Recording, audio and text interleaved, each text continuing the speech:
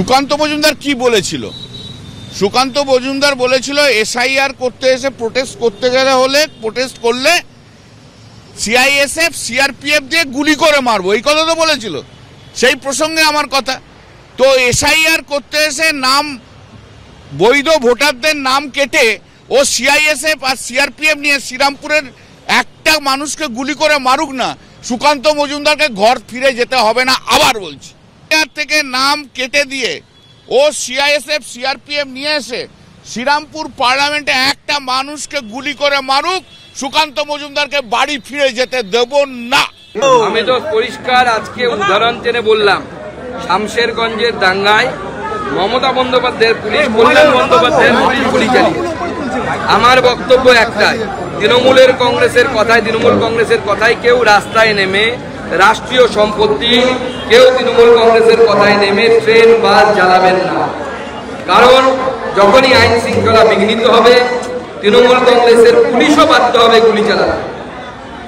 গুলি চালিয়েছে তো পুলিশ, তৃণমূল কংগ্রেসের পুলিশ গুলি চালিয়েছে, রাতে গুলিও লেগেছে দাঙ্গাকারীদের, একজনের গুলি লেগেছে আমার কাছে যা খবর, যদিও মমতা বন্দ্যোপাধ্যায় খবরটাকে চাপার চেষ্টা করেছে। পরিষ্কার কথা, তৃণমূল কংগ্রেসের কথায় কেউ রাস্তায় নামবেন না, গণতান্ত্রিক পদ্ধতিতে আন্দোলন করুন, কোনো ধরনের হিংসায় আশ্রয় দেবেন না। হিংসা হলে রাষ্ট্রীয় সম্পত্তি বাঁচাতে কলকাতা পুলিশ হোক, পশ্চিমবঙ্গ পুলিশ হোক বা অন্য কোনো বাহিনী হোক, তাকে গুলি চালাতেই হবে, এটাই নিয়ম। এবং তখন মরবে কারা?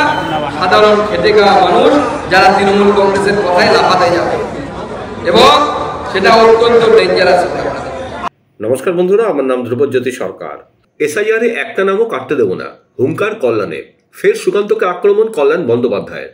আবারও বলছি, সুকান্তকে ফিরে যেতে দেব না, এসআইআর একটা কারো নামও কাটতে দেব না। পাল্টা সুকান্তর বক্তব্য, দাঙ্গা করার চেষ্টা করলে রেহাই নেই। শুনুন আরো কি বলছেন কেন্দ্রীয় প্রতিমন্ত্রী। দেখুন, আমাদেরকে খেলতে ডাকলে আমরা খেলতে যাবি, খেলতে খুব ভালো লাগে। ছোটবেলায় ফুটবল খেলেছি, ক্রিকেট খেলেছি, কাবাডি খেলেছি, প্রতিদিন টিভিতে কাবাডি খেলি।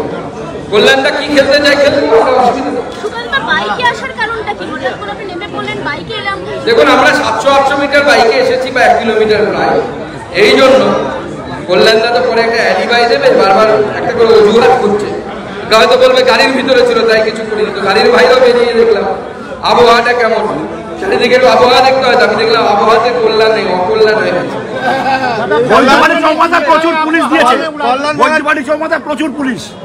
দেখুন, পুলিশ কি করবে তাদের ব্যাপার।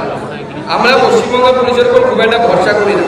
আমরা জানি আমাদের আত্মনির্ভর হতে হবে, তো আত্মনির্ভরতার জন্য যা যা প্রয়োজন আমরা ব্যবস্থা করেছি। ভালো ছেলেদের কাজ নয়, নির্বাচন আসছে, ভালো ছেলে লাগবে না, মেয়ের বিয়ে দিতে আসিনি, এরকম ছেলে চাই যারা নির্বাচন করতে পারবে।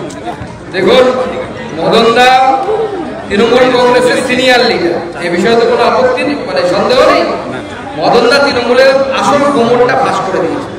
তৃণমূল কংগ্রেস কিভাবে ভোট করায় এটা কিন্তু মদন মিত্র বলে দিচ্ছে। কি কেন বলছে সেটা আমরা জানি না, টিকিট পাবে কি পাবে না এই নিয়ে কোনো দ্বিমত আছে কিনা, কিন্তু তৃণমূল কংগ্রেস যে কিভাবে ভোট করায় সেটা কিন্তু মদন মিত্র বলে দিচ্ছে। তো তৃণমূল কংগ্রেস যেরকম প্রশ্ন করবে আমরা উত্তর ওরকম দেব। যদি তৃণমূল কংগ্রেস খারাপ ছেলে নিয়ে রাজনীতি করতে চায়, আমরা ভালো ছেলেরাও ফুটবল খেলতে জানি, ভালো ছেলেরাও খারাপ হবো আগামী দিনে যদি প্রয়োজন হয়। আমরা প্রয়োজন হলে, দেখুন, গুন্ডামি তো অনেকেই করতে পারে, কিন্তু শিক্ষিত বা ভালো লোকেরা যদি গুন্ডামি করে তখন কিন্তু ধরা খুব মুশকিল। সেই জন্য মদনবাবুকে বলবো অন হয়ে থাকুন, আর বাদ বাকি কিছু করার দরকার নেই। সন্ধ্যেবেলা হলে অন হয়ে যান, ব্যাস আরামসে জীবন কাটান। দেখুন, আমরা আশঙ্কা করছি না, আমরা যা হবে তা সামলানোর ব্যবস্থা করব।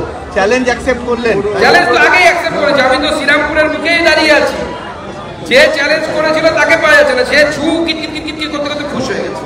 উনি বুঝতে পেরেছেন ওনার রিটায়ারমেন্ট আসন্ন, সেই জন্য ওনার হাওয়া গরম করে কিছুতে ভেজে থাকার চেষ্টা করছে। বন্ধুরা, ভিডিওটি ভালো লাগলে দয়া করে লাইক শেয়ার করে দেবেন, আমাদের পেজটা ফলো করে নেবেন, আর আপনার মতামত কমেন্ট করে অবশ্যই জানান। ধন্যবাদ।